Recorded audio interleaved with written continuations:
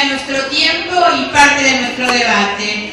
Uno de los déficits que tiene la Argentina desde hace un tiempo es el déficit en la voluntad de construir espacios de diálogo.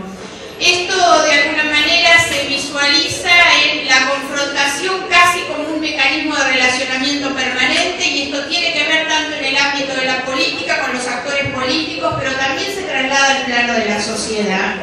Esto es, por supuesto, el desafío principal, porque la posibilidad de abordar las problemáticas y las soluciones de nuestro tiempo pasa sin ninguna duda por nuestra capacidad de reconocer al otro como alguien con quien vale la pena dialogar y a partir de ahí construir los acuerdos y los consensos necesarios para abordar la agenda de nuestro tiempo.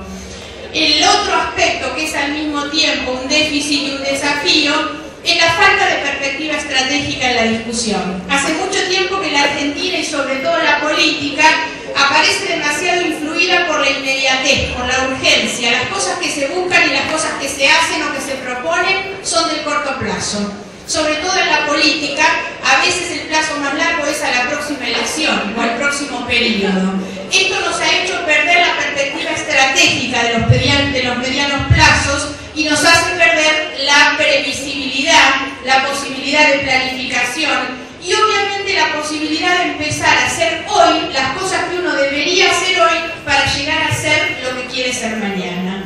Diálogo, entonces, y mirada, visión estratégica, la construcción del mediano plazo son dos de los desafíos pendientes. Lo otro que debe hacer la Argentina es no mirarse aisladamente, sino mirarse en el contexto mundial. Y hoy el contexto mundial es un escenario de conflictos y de oportunidades.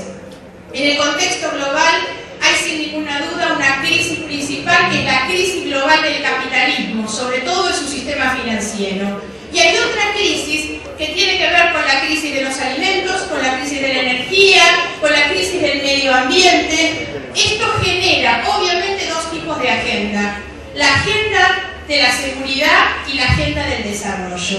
La agenda de la seguridad para algunos es ver cómo abordamos los problemas que a escala mundial, que a escala global ponen en riesgo la paz y las personas.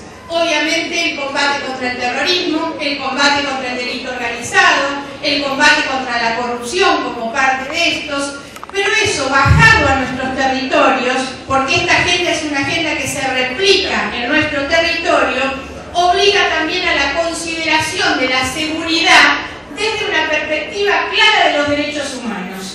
La seguridad es uno de los derechos fundamentales de las personas, tanto como lo es el derecho a la vida y el derecho a la libertad. Y por lo tanto, los sectores progresistas tienen la obligación de darle prioridad en su agenda al tratamiento de una política pública destinada a garantizar estos derechos de manera integral. La otra parte de la agenda es la agenda del desarrollo, que tiene que ver con la inclusión social, que tiene que ver con el aprovechamiento de las oportunidades para que sean volcadas en mejores condiciones de acceso, fundamental para todas las personas. ¿Cuáles son las dos herramientas para abordar estos caminos y estos desafíos? El primero es, sin ninguna duda, y sobre todo en nuestro tiempo, en el tiempo y en la sociedad del conocimiento, el acceso al saber. Y ahí es donde la discusión sobre el rol de las universidades en nuestro tiempo se vuelve central. ¿Cómo entender una universidad si no es como parte de un modelo y un motor del desarrollo económico, social, con crecimiento, con estabilidad y con inclusión y buenas condiciones para todos? Ese es el desafío que hoy tienen nuestras universidades. Ese es el desafío de entender la necesidad de mejorar en un país como el nuestro, que tiene un alto financiamiento destinado a la educación, pero con bajos niveles de rendimiento y de calidad.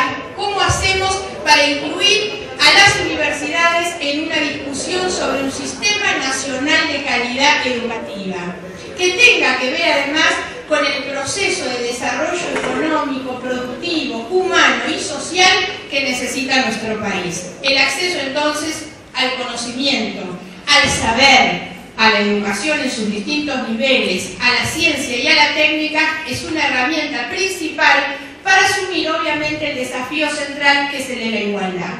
Y la otra herramienta es la política. Mientras que muchos deciden renunciar a la política, y lo hemos visto en las recientes campañas electorales, cuando aquellos que ocupan los lugares de privilegio dentro de la representación política renuncian a hacer campañas hablando de política para decidir hacer campañas mostrando que son cualquier otra cosa, como si hubieran nacido de un repollo.